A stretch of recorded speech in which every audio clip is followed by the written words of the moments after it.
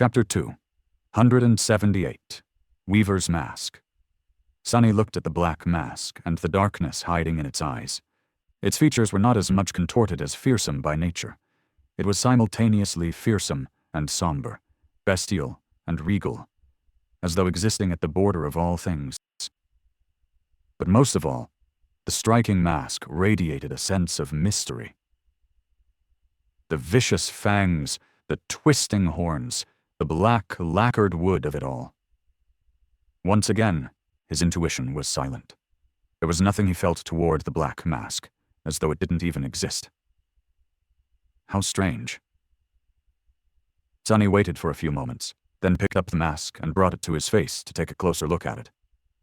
But just a moment after his fingers touched the sleek surface of the polished wood, the mask suddenly disintegrated into a swarm of countless white sparks. Acting like water, the stream of light flowed toward Sunny's chest and entered into his body, disappearing into the dark depths of his shadow core. The voice of the spell thundered suddenly, louder than it had ever been before. You have received a memory. Sunny remained motionless for a few seconds, thinking about what just happened. By now, he knew that some memories could exist outside of the soul cores, just like how shard memories did. Was the black mask one of them? Somehow, he felt that it wasn't. Why I am even guessing. Let's just take a look. The reason he was lingering was because of the magnitude of the situation. Sunny didn't know anything about the mysterious mask, but he believed that this relic of the past was truly unusual.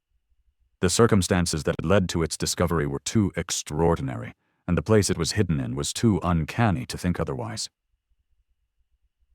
So he was understandably apprehensive. With a bit of tension, Sunny dove into his soul sea and looked up at the spheres of light floating around the black sun of the shadow core.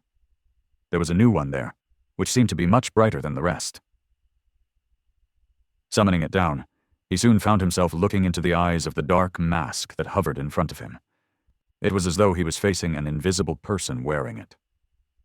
Shifting uncomfortably, Sunny lowered his gaze a little and looked beneath the black lacquered wood. A moment later, he had to suppress the involuntary desire to cover his eyes with a hand. Inside the black mask, 7 radiant embers were burning with such intensity that it almost blinded him. All around them, incalculable ethereal strings were weaved into a pattern so vast and intricate that it almost seemed boundless.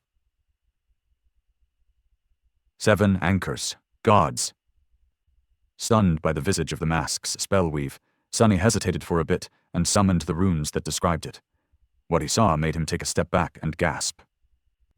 Memory, Weaver's Mask. Memory rank, Divine. Memory tier, 7. Memory type, Tool. Memory description. Weaver believed that knowledge was the origin of power and so always hid behind numerous lies, wearing them as a mantle. No one knew Weaver's thoughts, Weaver's face, and Weaver's heart. Even the gods could not see what hid behind the mask. Memory enchantments. Mantle of lies. Simple trick. Sunny had to look away for a moment to take a breath.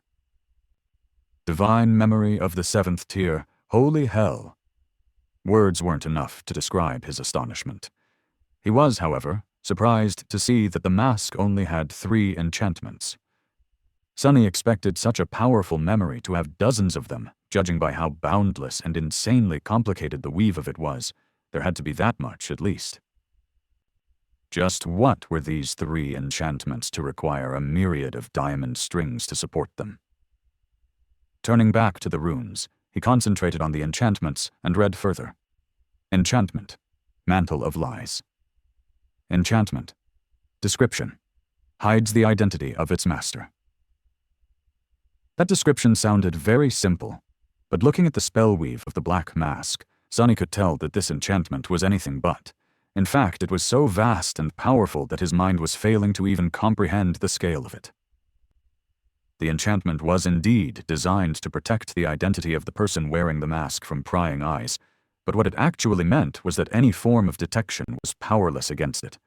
And Sunny suspected that any was not a figure of speech in this case, but simply a constatation of fact. For example, Cassie's aspect ability, which allowed her to see a person's attributes, would not work on someone wearing the mask. There were countless similar abilities among the awakened, none of which would work either. I guess that explains why my intuition was silent about the prisoner and the mask itself. Whatever kind of fate-related sixth sense I have is also countered by that thing. Even more terrifying was the fact that the enchantment was not aimed at just the awakened. The description of the Weaver's mask stated that even the gods could not see through it, and it was honest truth. Nothing could penetrate the barriers of the mantle of lies, not even the sight of a god. Sunny gulped. Scary. But then, this incredible and frightening enchantment did not even take up 1/10 of the volume of the ethereal diamond strings hiding beneath the surface of the black, lacquered mask. The second enchantment was much the same. It was called by which the spell was telling Sunny that it wasn't going to say anything about it. Its description was also empty. However, Sunny could tell that it had something to do with sight, just by looking at the weave. He could also tell that it was not a passive enchantment, but an active one, meaning that currently he could not access it. Usually that would mean that he would be able to once he became a true awakened, but in this case, the amount of soul essence required to keep the enchantment activated for more than a fraction of a second was so vast that no awakened would have been able to. Only a saint would, perhaps. However, Sunny was not sure that he wanted to try, even if he had the ability. The things Weaver saw were capable of driving unholy creatures insane, so it was wise to avoid going anywhere near that enchantment in the future. Most likely. Most of the spell weave of the Weaver's mask, however, was dedicated to the third enchantment, one that was called a simple trick. Judging by the mind-boggling complexity of the pattern that made it possible, that trick of Weaver's was anything but simple, though.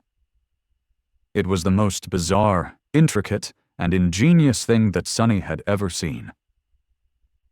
Curious, he glanced at the description, and froze, his eyes opened wide.